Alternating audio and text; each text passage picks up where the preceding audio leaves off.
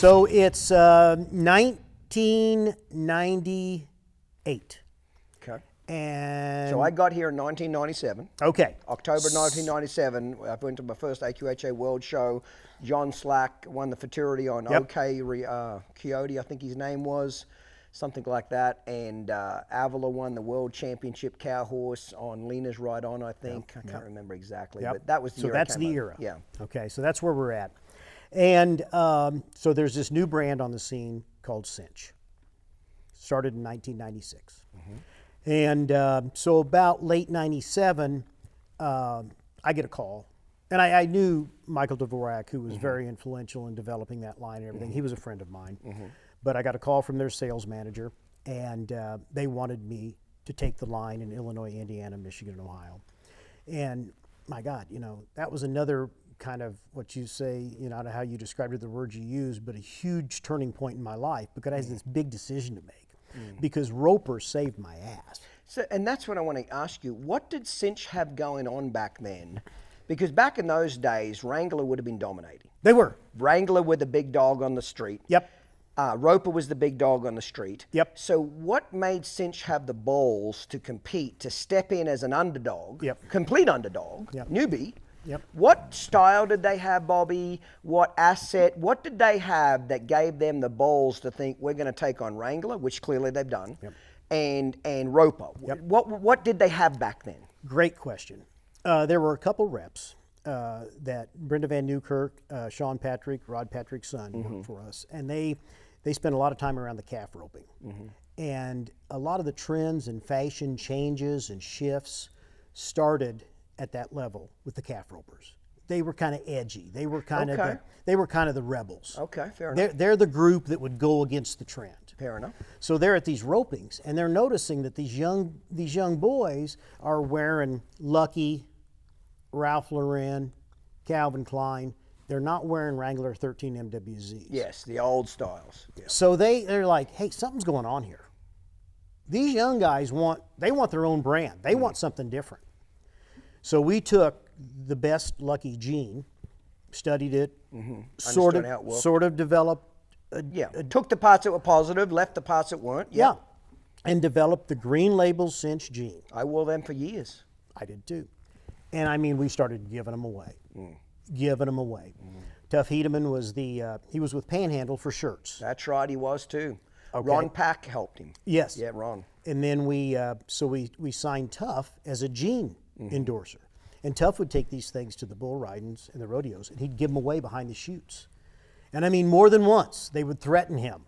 They would threaten him with throwing him out of the PRCA, or, you know, and Tuff didn't care. No, he didn't give a fuck. That's what I like about him. That's the great thing about him. I love him, To this day. Yeah. He didn't care. Yeah. He'd go get another box and give them away. He'd be back next weekend giving them away. I know, I love it. You know? You got to be kind of a little bit fucked up to keep getting on bulls too. Let's just be honest, you know what I mean? You're putting your life at risk every time you get on it. There's got to be a couple of screws that aren't quite connected to the other part. Exactly. There was a lot of luck involved in this, but timing, luck. And then we identified those guys in rodeo as the endorsers, and we were one of the first companies to use endorsers the way we did. You know, because back in those days, Wrangler probably would have only had George Strait, correct? That's probably all they had. Yeah, and he wasn't. You know, George Strait was George Strait, and by God, who wouldn't want to have George Strait? But he wasn't the rodeo cowboy. He wasn't in the trenches. No, and he wasn't the guy that these young kids wanted to grow up to be. Yes, that's correct. You know, they wanted to grow up to be Fred Whitfield. Oh yeah, and Tuff Hedeman. Okay, Fred was one of your original endorsers, wasn't he? Yes. So we got all of these super talented, successful cowboys, and they all had a little bit of an edge to them. Yeah. You know, they all kind of wanted to break away from traditional rodeo. And I think they wanted to get away from what their grandpa was wearing. Exactly. When I think of the old Wrangler, 13 MWZ, I think of what your grandpa used to wear. Right. You know, came up to your belly button. Exactly. You know, deep. Straight legs. You know what I'm trying to say? Exactly. You know, iconic jeans and tough some bitches. Yeah. But it's what your grandpa was wearing. Well, and if Wrangler would have ignored us and just competed against us on the level of clothing, things would have been totally different. But they they created a David and Goliath situation. Yeah. They did not like us. Okay? Whether or not they really identified the threat that we would have come on to be, I don't know. But in the year 2000, the high school rodeo finals were in Springfield, Illinois. That's correct. Had a great dealer, great friend out of Urbana, Illinois, Drew Butzo, Pard's Western Shop. Now, obviously, Wrangler was a sponsor. So anybody that come there and set up their store, they wanted you to sell Wrangler. Oh, yeah. So Pard's made the decision, they're going to take Cinch. And Wrangler come to him and says, if you take Cinch, you can't have Wrangler. And Drew said, fine, I'm taking Cinch. Yeah. We ran a buy one, get two, or buy two, get one free jean deal. I remember those deals. to be honest. And we sucked the oxygen out of the room. Yes. We were shipping jeans in every day. So this was in 2000, okay? Girls were even buying them. We left there and we didn't have a jean left. Yeah. We had people buying jeans going, they're not my size, but I'll take them home and exchange them. So let me ask you a little key thing there. I think humans, as a general rule, at least I'm like this for sure. When you back me into a corner, I have to fight. People think I like to fight just because of what I say and shit, but really the truth is I don't like to fight. Yeah. But whenever you back me into a corner, I will come at you. Do you think if Wrangler, and I think a lot of human beings are the same way, all animals are, do you think if Wrangler would not have given Pards that choice and backed him into a corner which says, if you take Cinch, you can't get me, if they wouldn't have given that ultimatum, what do you think would have happened? I think it would have been different. I think so too. The dramatic impact would not have been felt. Yeah. Basically, Pard said, go fuck yourself. And there's nothing, don't underestimate the guy that's pissed off. Yep. Because he'll come at you. So here's the impact we had. 2001 back then, I think it's maybe this way today, you know, the high school finals would be in that location 2 years in a row. So this was 2000. Come 2001, Pards was not invited back. Yeah. And if he wanted to sell clothes on the grounds, you could not sell Cinch. So I personally knew the attorney for the Illinois Department of Agriculture. Right. So we couldn't be in the expo hall. So I call John Narmont and I said, hey, do they rent the entire fairgrounds? Or is there a building That they don't rent. that they don't rent that we can rent and put a store up? Let me find out. Well, they rented the entire fairgrounds. Okay, no problem. I said, well, you own a restaurant. You own a food stand right there by the Coliseum on the corner, don't you? John said, yeah.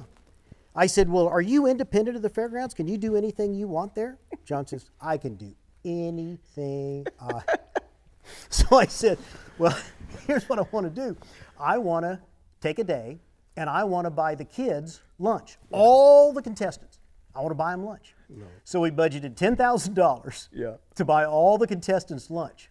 But I said, I want to come in the middle of the night and I want to cover your restaurant with Cinch banners. Yeah. So we're in there at 2:30 in the morning, staple guns.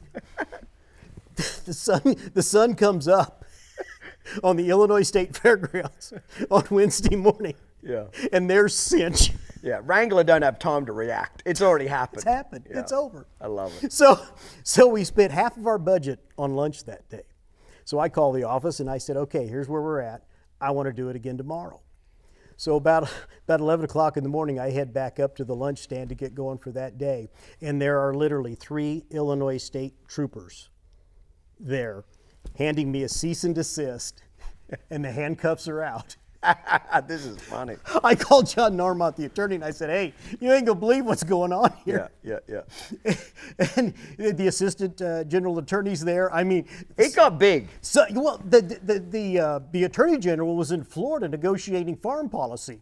They got him out of bed to get all this done, to stop me from buying lunch at the high school rodeo finals. See, that's cool. You know why that's so cool? You had these motherfuckers worried. Well, You had them worried. And we had set up what we called Cinch Town at a dealer south of town. So they shut us down. So I got up on a picnic table and told all the contestants and all the parents, okay, they're not going to let us do this, but tomorrow after the morning perf, we're going to move all of this to Cinch Town. We'll have all of our endorsers there signing autographs. Lunch is on us. Come see us. And you've seen the movie Field of Dreams? I love it, Bobby. Dirksen Parkway was Dooley's for as far as you could That's see. awesome. So anyway, those are some of the iconic deals that But it was crucial because when you want something bad enough, you'll find a way. You found a way. Well, and you don't just give up. You don't just say, Stop. well, okay, we can't do it. You find a way. You find a way. Yes, you keep finding a way. Yeah. So at that point, you're still a rep of them, correct? You're Yes. You're not actually working for them in corporate. No. You're still repping. Yep. Okay. Yep. So basically, we identified you had a cool new product. Do you think back in those days, because I've kind of seen it even in the horsemanship world, one of the biggest negatives of a company getting really big and successful is they have a tendency to get lazy. Oh. They have a tendency to not innovate anymore. Yep. And they get kind of slack a little bit. Mm-hmm. You know, I'm number one. I don't need to do anything different. I'm here. Yep. Okay. Do you think that that's what happened to Wrangler just a little bit, is they got a little bit complacent? We Sure. got the market Sure. wrapped up. Everybody's got our shit. Sure. We don't need to innovate anymore. No. Here comes this young, hungry guy that comes up with a product and it's edgy and you're starving. Yep. You know what I mean? Yep. You know, back in those days was who owned Cinch back in those days? Well, it was a group of Ron Schmitz was the president and the majority holder, but there was a group of 10. Did they give you much budget to work with, Bobby? Like, meaning, were the purse strings pretty tight back in those days, or they gave you a little bit of leeway with some money to go? They gave hit us this? some leeway. Okay, that's good. Yeah, that's they good. gave us some leeway. That was never. We've always been very, very fortunate. The company's always been very, very successful. Yeah. And everybody involved's had a vision. Yes. They could see the bigger picture. Yeah, they could see, yeah. Righto, so it's taken off. You know you're onto something, correct? Yes, By this yes. stage, you figure out you Yep. know you're onto something. So Yep. what happens then? You're still repping. Where are you going? Still repping and just growing that brand. And that was a period of time where we just was, kind of setting a goal to do this and do that. And, Wrangler had been the sponsor of the All-American Quarter Horse Congress, the world's largest single breed horse show. And I knew all the guys that ran the Congress very well. And I would be like, hey, just give me a chance. Give me a chance to bid it. Even if you don't want to give it to us, I'll get you more money out of Wrangler, Yeah. Well, I'll never forget the day I'm driving somewhere in Ohio and my phone rings, and it's Denny Hales. I mean, Denny has passed now, but Denny ran the Congress for years. And he said, Bobby, you've wanted this for years. I want a new clothing sponsor. I want Cinch. Just say yes, and we'll figure it out. Yeah. That's awesome. I said yes. Yeah. I called Denver and I said, okay, I'm not sure what I got ourselves into, Yeah. but we are the new sponsor Yeah. of the Quarter Horse And Congress. Congress, and back in those days, I haven't been to the Congress in 10 years. Is it still as big as it used to be? It is. I was there last year, and it's changed quite a bit. Pandemic has changed the landscape a little bit, but the best Congress I've ever had. So yeah, after all these years, it's like 60, 65 years. Yeah, it's still going strong. Yeah. And at that time, in that time of our building the Cinch brand, it was huge because it put us on the map with that audience. Yeah, that's And I went out there at the Ohio State Fair to kind of walk the grounds and figure out where we wanted signage. And on the Celeste Center, which was the new arena at the time, they had these huge archways. And the big Chevy dealer had these huge banners on these archways. And I go, oh, that's just cool. Yeah. That's just cool. Can I do that? Yeah. Yes, it's yours. That's awesome. And to this day, we have that. So, do you think the innovation is what really gave Cinch the edge in the beginning? Is that they were just willing to stick their head out and do something different? I would tell you yes. They identified a need. Timing.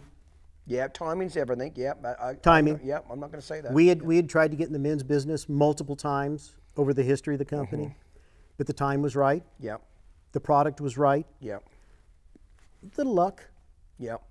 I think there's always a little bit of luck. Of course there is. Bobby, I can say that about myself. Ian Francis always says, how do you spell luck? Luck is when hard work and opportunity start screwing. Yes. When hard work and opportunity start screwing, Oh, it's true. That's called luck. Yeah. But in reality, there was an opportunity, there was hard work, and it worked. But, I can even say that about myself. When I got over here in 1997 and pretty much started down on horsemanship in 1998, there was the whole natural horsemanship move that was taken off. You had the man that whispers, you had Monty Roberts on PBS, Man That Whispers the Horses. You know what I mean? Yeah. That big shy boy story, and he was fucking with the Queen and doing those Queen interviews and round pen interviews. It was huge. The Horse Whisperer movie came out. Robert Redford came out. So that was a big, a tsunami of the Monty Roberts deal, the Queen, the Horse Whisperer movie, all came out there, 1998, 1999, 2000, that whole area right in there.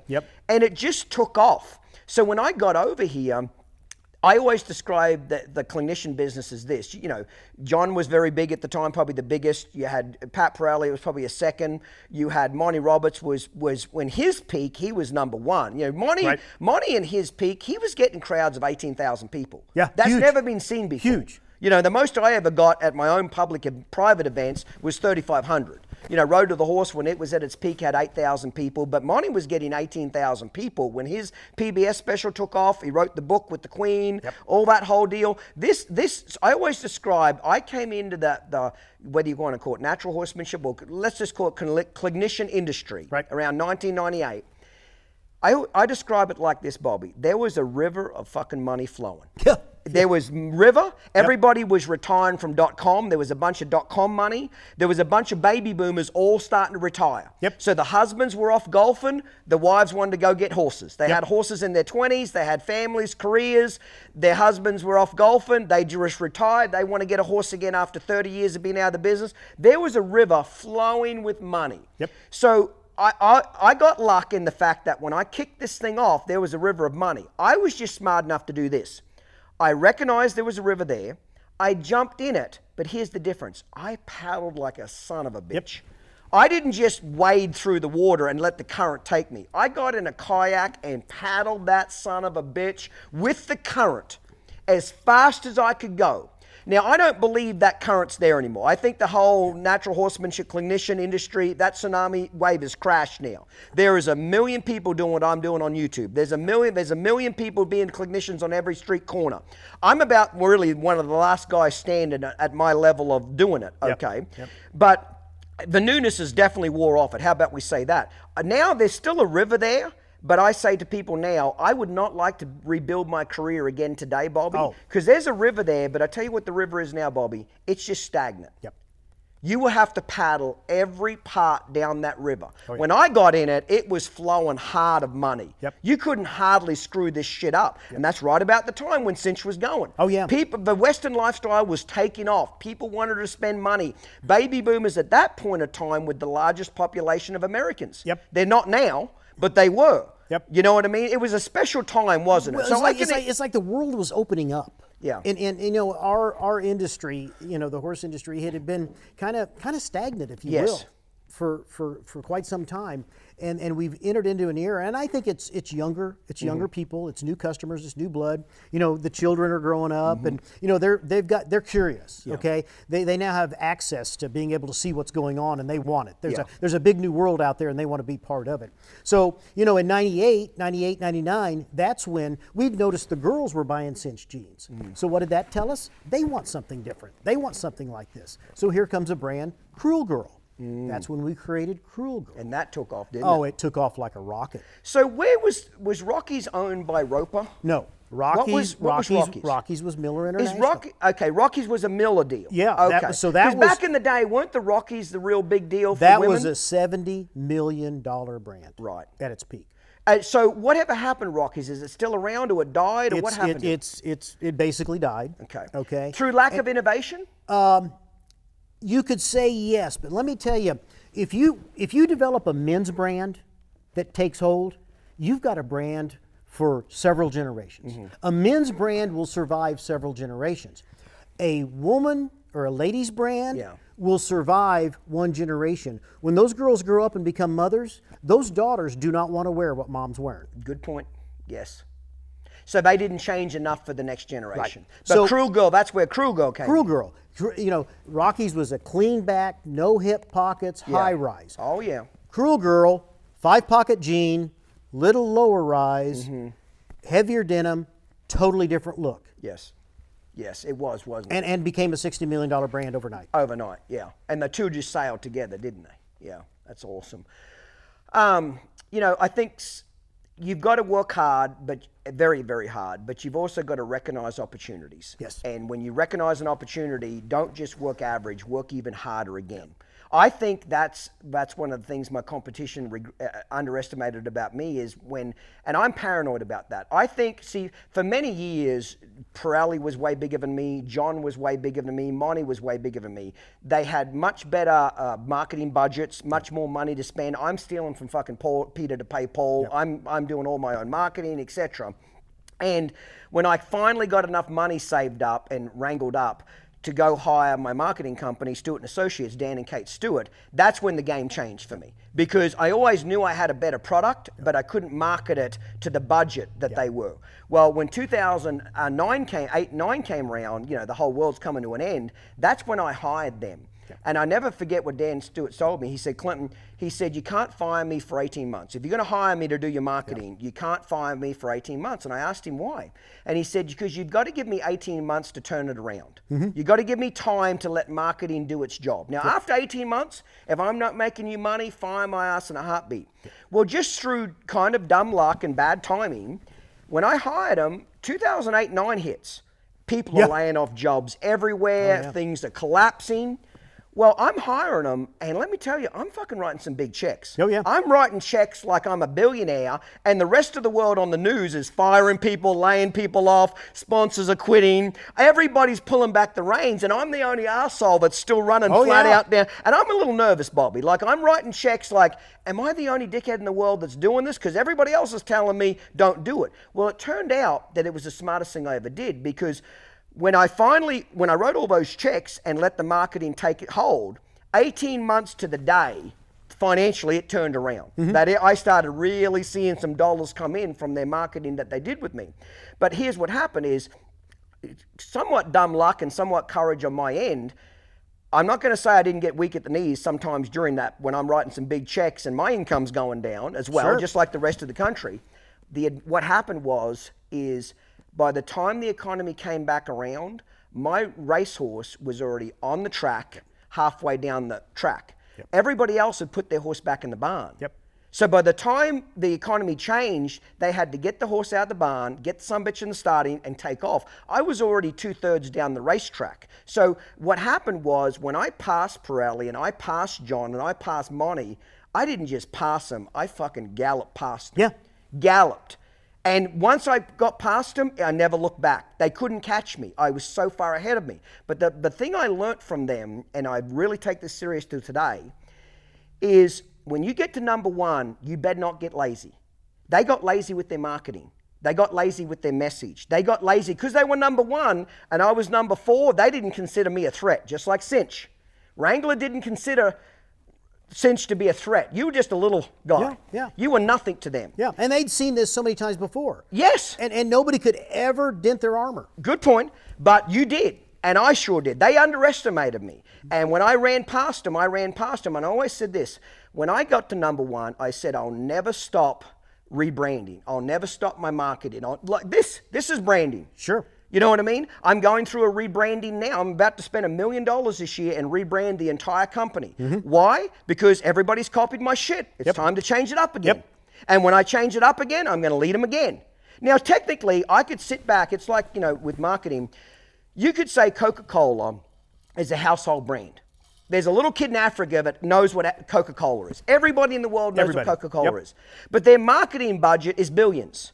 So you would think a brand that know Coca-Cola as well as they're known, shouldn't they back off their advertising now, Bobby? Everybody knows them. Everybody knows what it is. But they're smart enough to know that they could pull back that $200 billion a year in marketing. But here's what's going to happen is over the next 3 years, all the other brands are going to edge away. They're going to eat away at their market share. And within 5 years, they're no longer number one. So I'm so paranoid about doing what my competitors screwed up. I won't let my marketing drop. I won't let my advertising drop.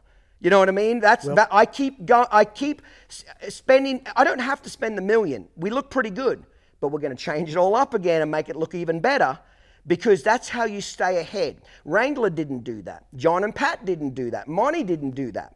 So smart people, even when you get to number one, keep spending money on marketing. Keep your brand fresh. Keep your innovation there. A lot of times... Would you agree or disagree with any of that? I totally agree. Because you understand marketing better than anyone. Well, and a lot of times it's a defensive move, okay? Because we sponsor stuff that really doesn't produce. but it's a defense. We sure don't want somebody else coming in there getting it. Because if you don't allow them to get in, Yes. you want Yes. them on the outside of the tent. Yes. You don't want them getting into the tent. You don't want them sneaking under the flap. Yeah. Okay?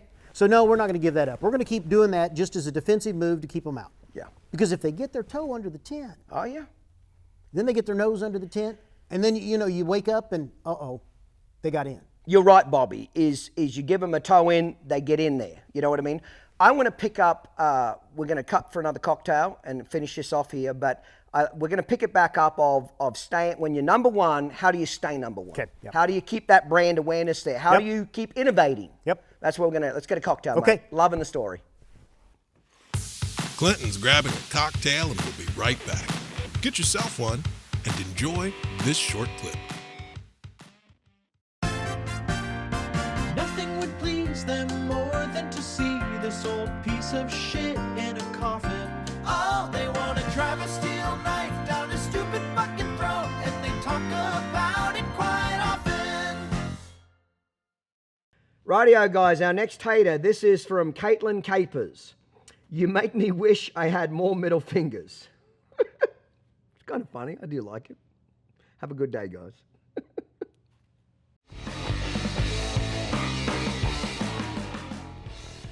So, Bobby, when we quit, we were talking about making sure even when you get to number one, you keep innovating, you keep advertising, you keep your branding, etc. Because you don't want to give the competition a leg in.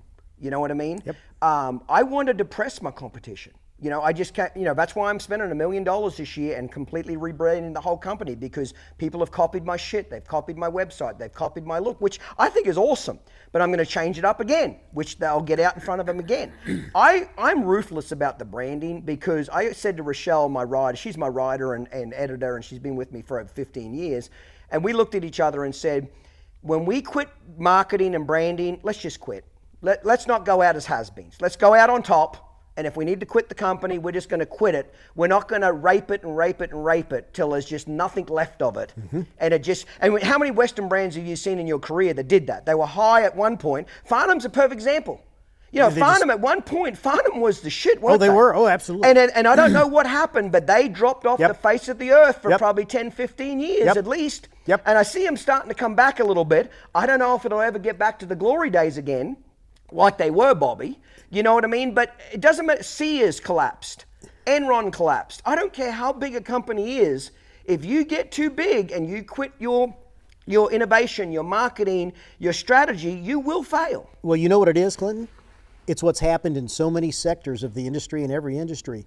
Specialization. Yeah. Somebody comes in and specializes in one area of your business, and they take it away. Yeah. Okay? Every discipline of horse is specialized.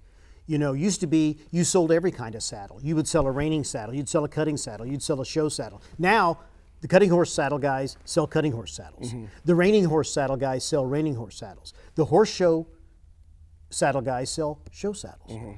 Boots, sure. I mean, it used to be the whole Western store would go set up at the Congress, and they'd sell every aspect of it. Yeah. Well, now there's somebody there, all I do are boots. Yeah. I specialize in boots. Yeah. I take 2,000 pair of boots to the Congress.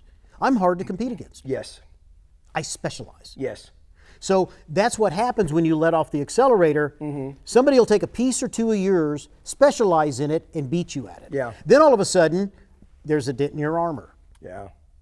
Did you ever see that movie? It's been out in the last year, Lamborghini. It's called Yes, Lamborghini. yes, You yes, saw that. Wasn't yes. that great? Oh, fabulous. Typical example. Yes. Ferrari was Wrangler.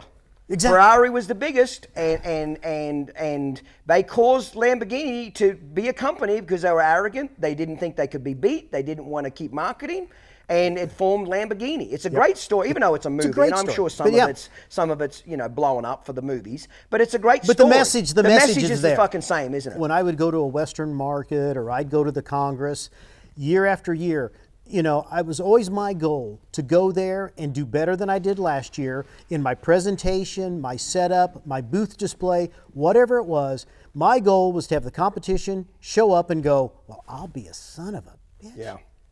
They did This it again. guy don't quit. Yeah. This guy don't quit. Yeah.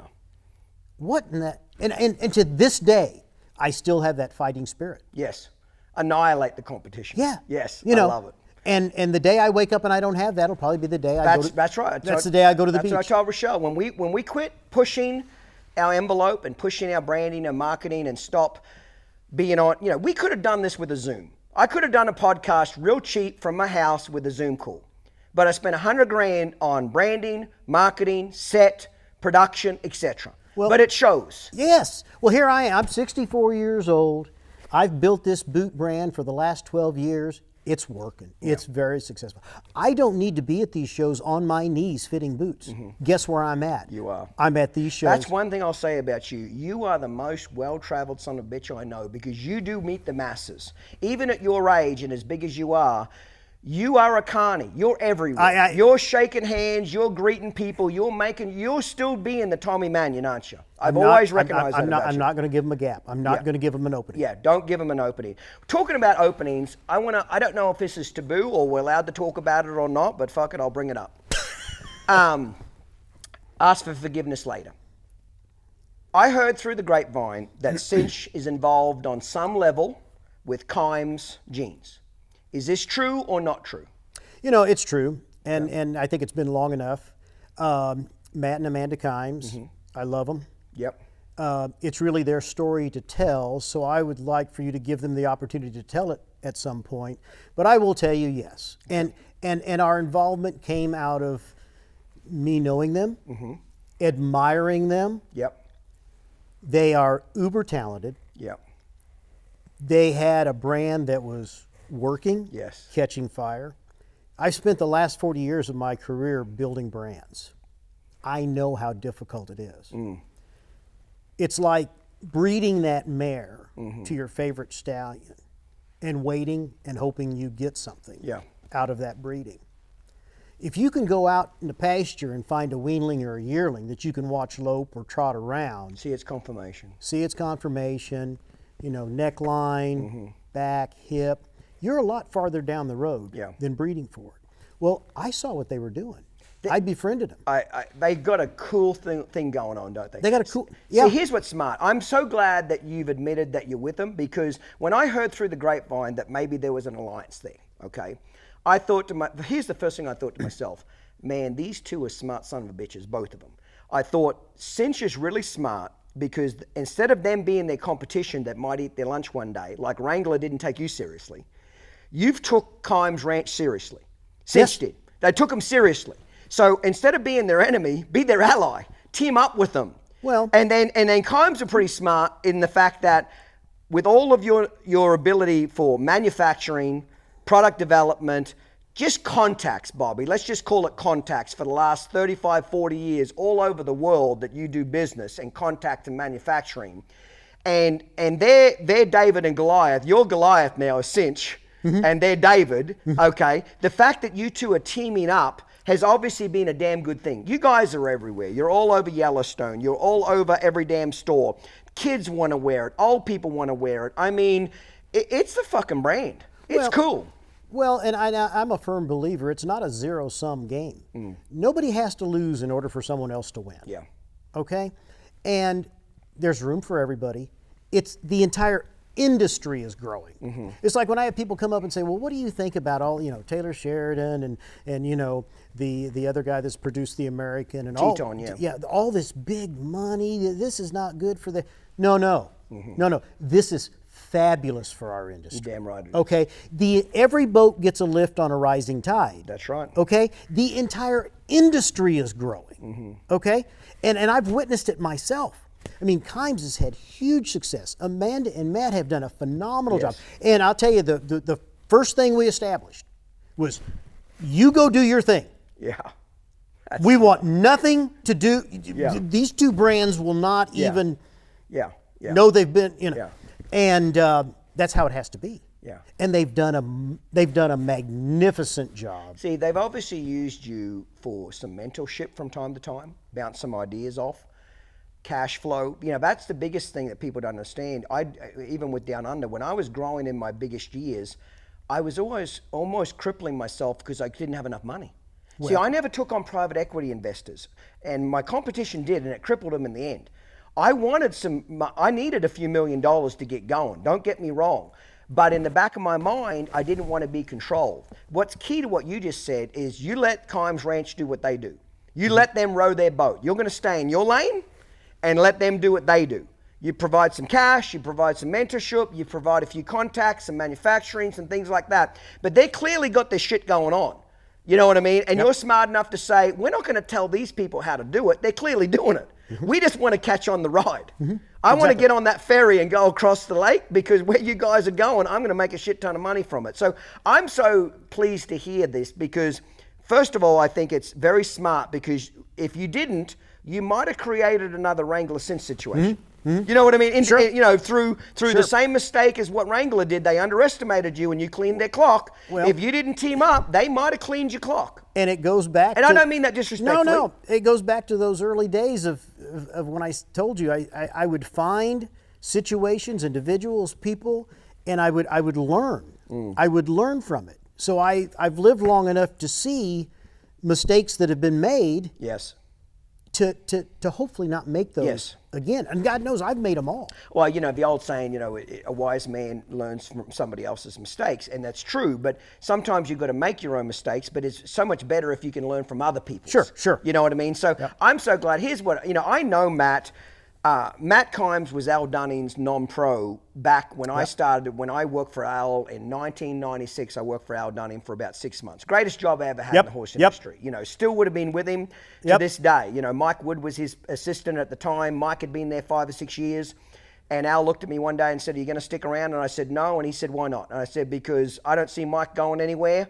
And there's not enough for the third stringer. You're first, he's second. It's the code of the West. I'm third. You got to wait till the number 2 guy leaves, and that's the code of the West. I respect it. I had no problem with it. But at that stage, Mike had been there 5 or 6 years, and my gut said, this guy's ain't leaving. And looking back on it, he stayed like another 6 years. So I did the right decision. Absolutely. But if Mike would have left in a year or two, I probably would have stayed, and we wouldn't be having this conversation because I would have been a horse trainer. Right. Remember, Bobby, I always wanted to be a horse trainer. Yep. I never wanted to be a clinician. I wanted to go show, train. I loved working for Al. He was the greatest boss I ever had, etc. But, you know, our lives go in different directions for different reasons. But Matt was his non-pro back in the day, and that's how I knew him. Clinton's grabbing a cocktail and we'll be right back. Get yourself one and enjoy this short clip. How do you know what it takes to become successful? Talk to someone who's done it. Clinton Anderson became a multi-millionaire by leveraging his passion for horse training into a global brand and media empire, starting with nothing but the change in his pocket and the will to succeed. In doing so, he revolutionized an industry and became a celebrity. Now, you can put his experience and advice to work for your business. With Clinton Anderson's business consultancy, you can tap into Clinton's unique perspective, hear his straight talk, and get his no-nonsense advice. Just imagine yourself armed with Clinton's hard-earned knowledge and entrepreneurial spirit. So whether you own a ranch or any sort of business at all, we invite you to discover the transformative power of Clinton Anderson's leadership and innovation in your business. Call 1-888-287-7432 to take your business to the next level today.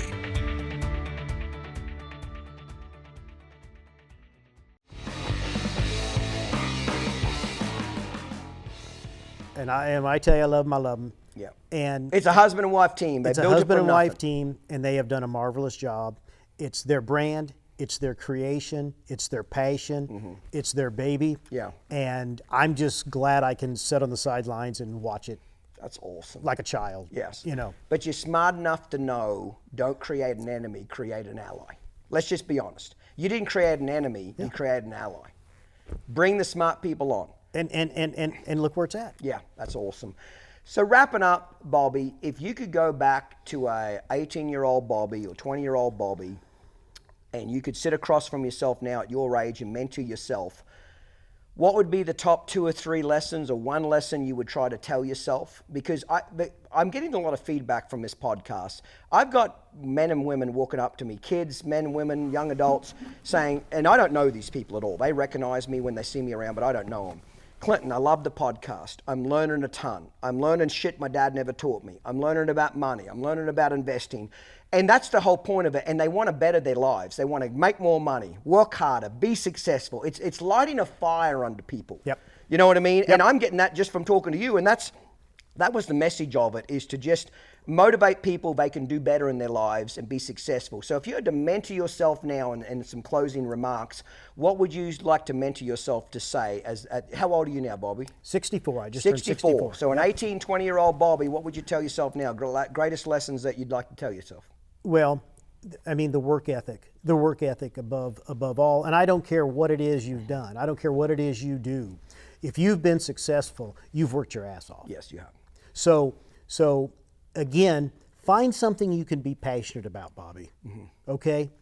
Then study it, learn everything you can learn about it. Product knowledge. Product knowledge, product knowledge, product knowledge. Then, I don't care. When you wake up on Monday morning and you're not sure where you should go, get up, brush your teeth, get dressed, get in the truck, and go somewhere. I don't care if you don't know where you're going. Get moving. Go.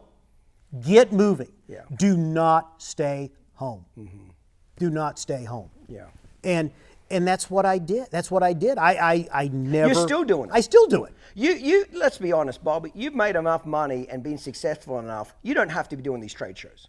No. Let's just be honest. No. You don't have to be in Rod Patrick's booth measuring fucking old man's feet. Let's just be honest, but you are. Yep. So even you're still doing it, Bobby. Yeah. You know what I mean? Because you know they're the keys to become successful. It still rocks my world. Yes. That's awesome. I envy you in this regard. I envy you that at this many years you've been doing what you're doing, that you've still got the hunger and passion for it.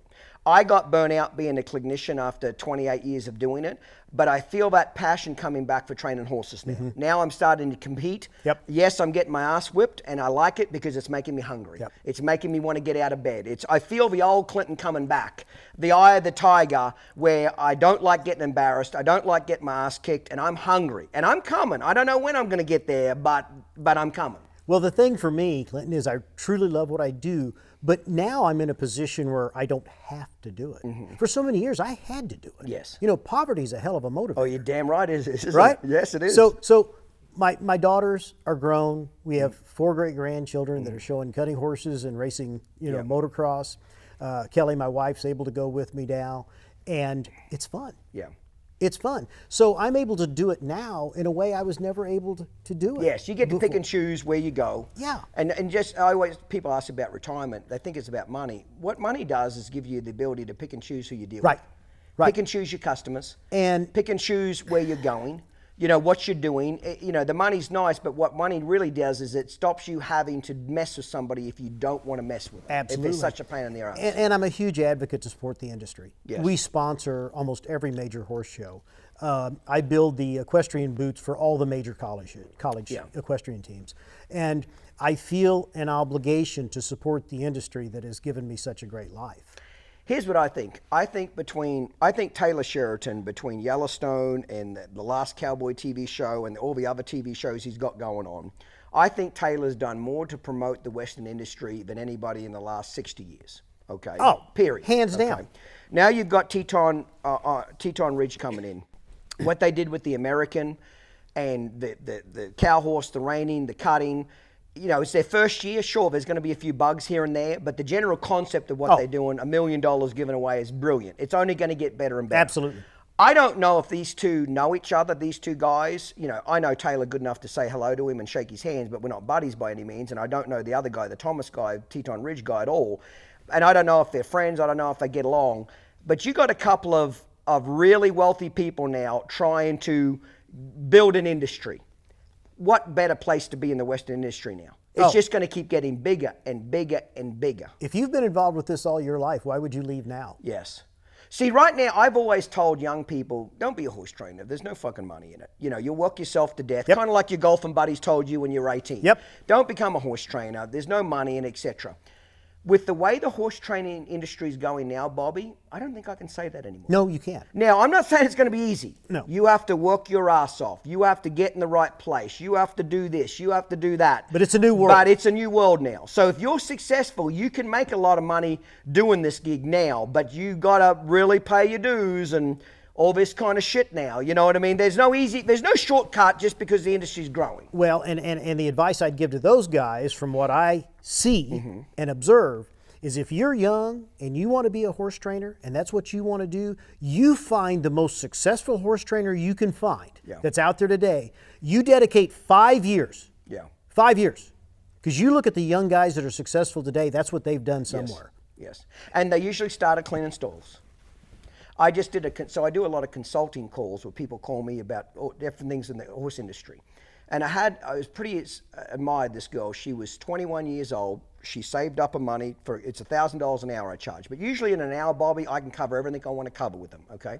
This 21-year-old girl called me up. She's a barrel racer from California. And she said, I don't know what to do. I don't know if I need to go work for somebody really successful, and because I want to be a barrel trainer. I don't know if I need to go work for somebody really successful and do that, or start on my own and be a free agent and do it myself. And I said, well, here's what I'm going to do. I'm going to lay out the pros and cons of both decisions.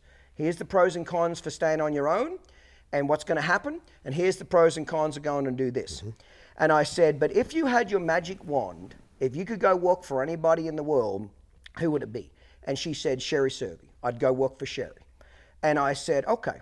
I said, I know Sherry really well. But I said, if I stick my neck out for you and I call her and get you a job there, you better not shit on me. Yeah. You better do what I tell you. And here's what I'm going to tell you. You're going to tell her that you're willing to clean stalls for a year.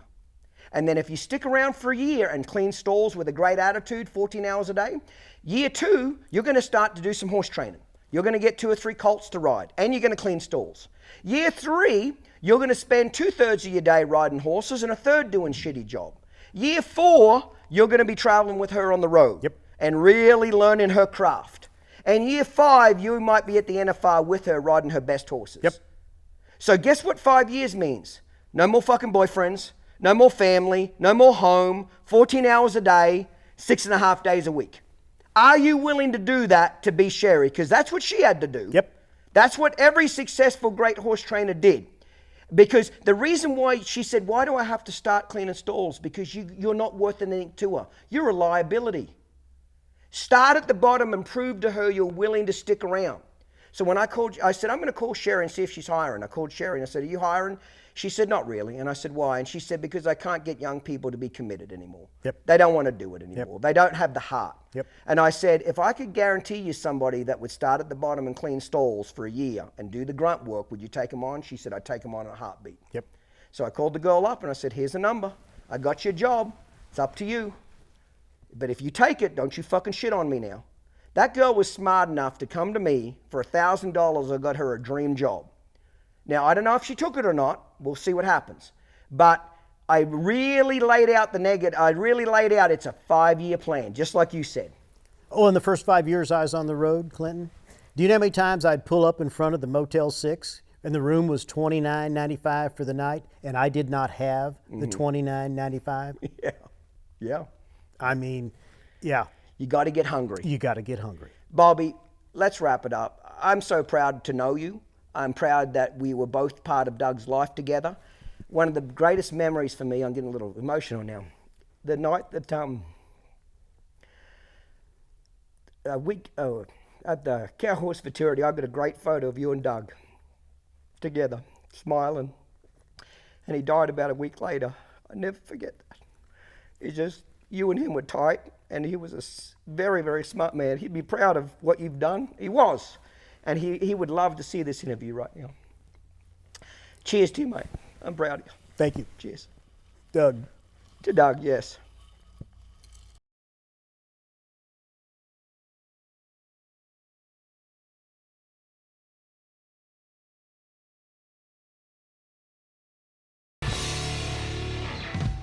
Today's episode was filmed and produced by Uncut Productions, marketing by Stewart & Associates, and organized and administrated by Down Under Horsemanship. If you enjoyed this episode, be sure to hit the subscribe button and leave a rating. Follow us and stay up to date on social media, including Facebook, Instagram, TikTok, and YouTube. See you next time, mate. Cheers.